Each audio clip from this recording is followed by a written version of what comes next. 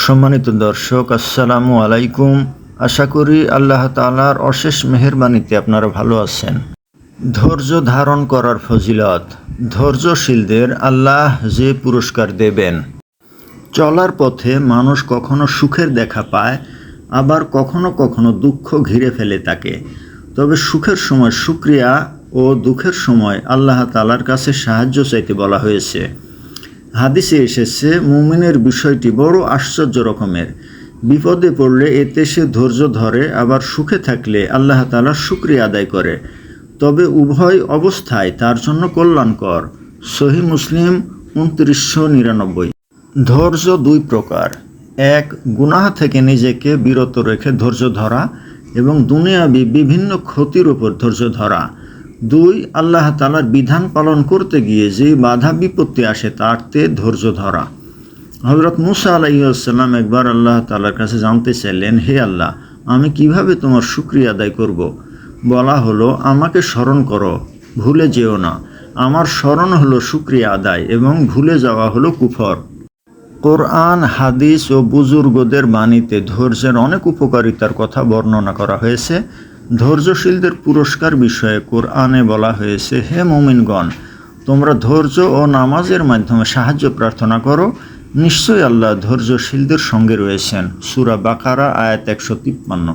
কোরআনে আরও বলা হয়েছে, অবশ্যই আমি তোমাদিগকে পরীক্ষা করব কিছুটা ভয়, ক্ষুধা, মাল ও জানের ক্ষতি ও ফল ফসল বিনষ্টের মাধ্যমে। তবে সুসংবাদ দাও সবরকারীদের।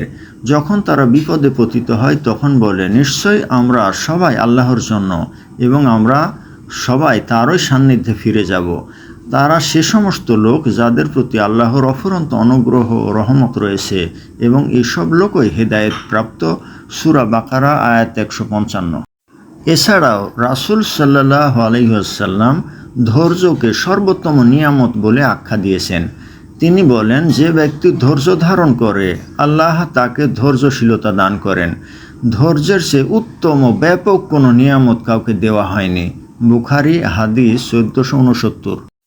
বিপদ আপদের সময় ধৈর্য ধারণ সম্পর্কে নিজের ছেলেকে উপদেশ দিয়েছেন হযরত লোকমান আলাইহিস সালাম।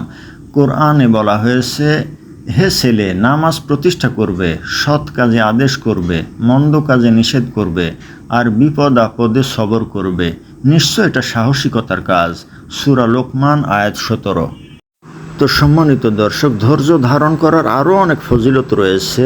ধৈর্যশীলতার মাধ্যমে পাপ মোচন হয়। ধৈর্যশীলদের আল্লাহ ভালোবাসেন। ধৈর্যশীলদের আল্লাহ তাআলা ফেরেশতাদের মাধ্যমে সাহায্য করে থাকেন। ধৈর্যশীলদের জান্নাতের ভিতরে ফেরেশতারা সালাম দিতে থাকবেন। এরকম আরও অনেক ফজিলত রয়েছে। আল্লাহ তাআলা আমাদেরকে ধৈর্যশীলতা দান করুন এবং সৎ পথে চলার মতো তৌফিক দান করুন। তো সম্মানিত দর্শক, ভিডিওটি ভালো লাগলে লাইক, কমেন্ট, শেয়ার করুন এবং আমার চ্যানেলটি সাবস্ক্রাইব করুন। আল্লাহ হাফেজ।